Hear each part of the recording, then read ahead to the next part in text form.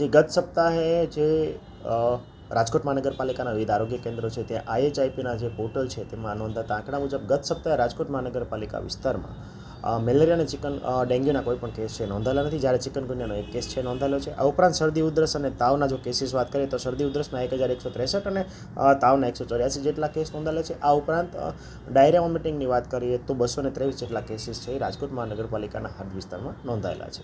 જી હાલ જે છે રાજકોટ મહાનગરપાલિકાના અર્બન વિસ્તારની અંદર ખાસ કરીને સિઝનલ ફ્લૂ અને વાયરલ ઇન્ફેક્શનના ઘણા બધા કેસીસ છે એ વધી રહ્યા છે. મિશ્ર ઋતુ ઉપરાંત જે છે એ વાયરલ અને સિઝનલ ફ્લૂના વાયરલને કારણે ઘણા બધા કેસીસ છે એ શરદી ઉધરસ અને તાવના છે એ ઘણા બધા સામે આવી રહ્યા છે.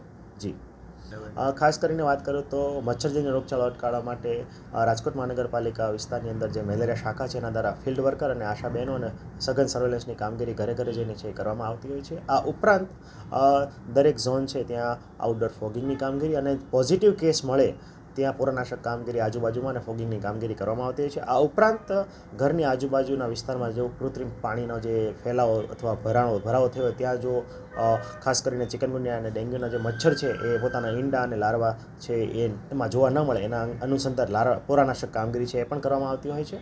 આ ઉપરાંત સર્વેલન્સ અને એક્ટિવ સર્વેલન્સની કામગીરી પણ આરોગ્ય કેન્દ્ર ખાતે કરવામાં આવે છે. લોકોએ શું સાવચેતી રાખવી? ખાસ કરીને અત્યારે શરદી ઉધરસ અને તાવના કેસીસ છે એ વધી રહ્યા છે અને ઉનાળાની શરૂઆત થતાં પાણી છે એ ડેમના પાણી છે એનું લેવલ નીચું જતાં પાણીજન્ય રોગચાળો વકરવાની પણ સંભાવના છે એ રહેતી હોય છે. તો બેઝિકલી દરેક વ્યક્તિને એ કહ્યું કે પુષ્કળ પ્રમાણમાં પાણીનું ઘરે જે સાદું પાણી છે એનું સેવન કરવું જોઈએ. પાણી છે એનો પ્રયોગ કરવા માટે ઉકાળીને જ તે પાણી છે વપરાશમાં લેવું જોઈએ જેથી આપણે ઝાડા ઉલટીના કેસોમાંથી બચી શકાય. આ ઉપરાંત બની શકે તો બહારનું ખાવાનું ટાળવું જોઈએ.